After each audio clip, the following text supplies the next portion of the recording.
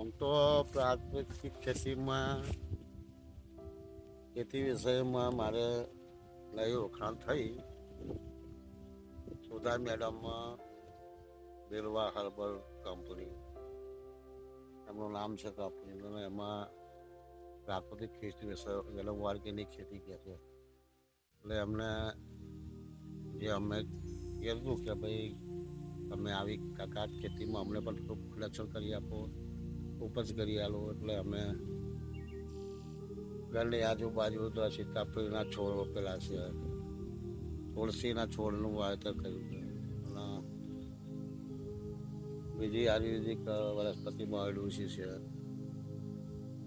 આ બધું ઓર્ગેનાઇઝેશન કરીને અમે ઉપજ કરીને અમને એમની કંપનીને અમે આપી છેલ્લા 2 વર્ષે. પછી આ વખતે અમે એમને થોડા આમ કે થોડું ઘઉંના જવાના એની પણ ઉપજ કરી અને એમને આપી છે.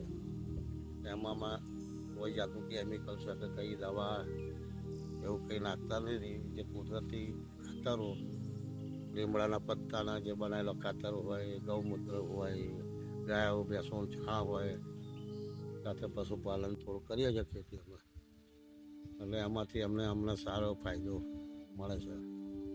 એટલે એમાં ટોટલી આવા બધી ખાદ્ય અનાજ છે, બાજરી છે, બધું ટોટલ અનાજ અમે એ રીતે આમાં પ્રાકૃતિક ખેતીમાં એટલે દવા વગર કોઈ રાસાયણિક ખાતરનો ઉપયોગ કરતા નથી, એની દવાનો ઉપયોગ કરતા.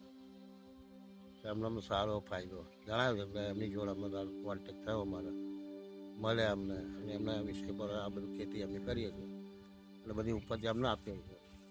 બધી ઔષધિ દવાઓ એમના પોંદડા બધા દવાઓના એવી વસ્તુ એમને આપે છે.